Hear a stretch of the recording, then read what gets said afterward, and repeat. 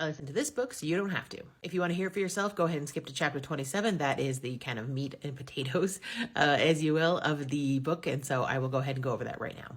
So basically, he breaks it down into 5 categories, and these are the things you need to do in order to lose weight, reduce your set point, etc. That is reduce added sugars, reduce refined grains, moderate your protein intake, increase natural fats, and increase fiber and vinegar. So a little more into detail each of them. So reduce your added sugars. That is all like fake sugars. That's not like sugars in apples. Anything that is added like simple table sugar, high fructose corn syrup, all of those, like however many names for sugar, that you want to make sure that you reduce those. And so essentially nothing that comes prepared in a box. For your dessert, that a lot of times has a lot of the sugars in it. And so stick to raw nuts, fruits, dark chocolate with 70% or higher cacao, macadamia nuts, cashews, walnuts, pistachios, etc. Don't snack during the day. I know that all the diet gurus tell you got to snack during the day. He says don't. Stick to your 3 meals. Breakfast is optional if you're able to withstand and not have breakfast right away. Try and go as long as you can, having your lunch, breakfast, whatever around noon if possible. If you are going to have breakfast, they say stick to like eggs, full oats, like steel cut oats, not the quick oats, not the processed stuff. But under less than 4 grams of sugar if possible. If you are going to have something that's processed, then he says only eat when you're hungry. Be careful of drinks because, as we know, drinks can contain a lot of different sugary stuff. Coffee is actually really good. And he says to flavor it with cinnamon, coconut oil, almond extract, cream, and vanilla extract. Green tea is also really good, has a lot of benefits too, and you can also flavor that with lemon, orange, cinnamon, cardamom, vanilla pods, mint, and ginger. Homemade bone broth, none of the stuff from the store because it all contains other stuff you don't want to eat.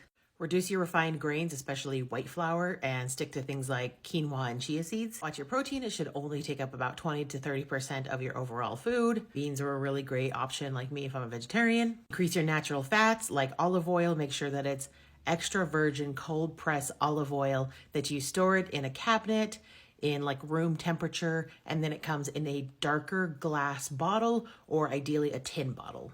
Avoid refined oils, like any kind of seed oils. Nuts, walnuts are great. Full fat dairy, avocado, those are all wonderful. Increase your fiber and fruits, flax, chia seeds. Increase your protective factors with fibers, vinegars, good olive oil. So that's kind of everything in a nutshell if you wanted to know. Some of the other chapters that are interesting, he does talk a lot about the set point, and that's basically where your body wants to be at. It says like, hey, this is the weight I want to be at. And what's hard is that as we gain weight, our body wants to get higher and higher at that set point. So that's why it makes it especially hard for people to lose weight, is because you've got this set point that's working against you. And he talks about how some of the better diets are the Mediterranean diet and the low glycemic index diet. Also that obesity is multi-factors. It's not just that you're eating too many calories. A calorie is not a calorie. All calories are different, and that it has nothing to do with willpower, that it is in your DNA.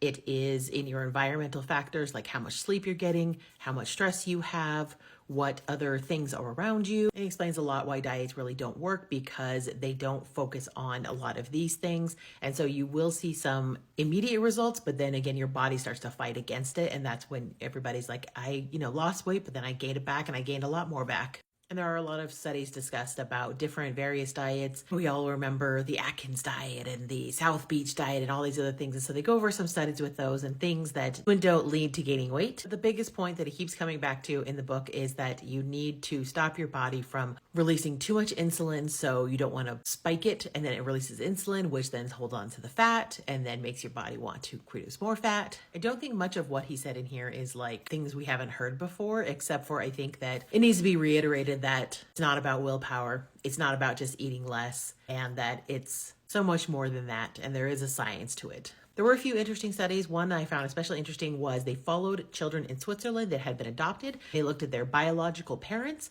and then they looked at them, and they found that even if the family that they were adopted by was a thin, active family, that the adoptive children still gained weight if their biological parents were obese as well. So there you go. Thanks.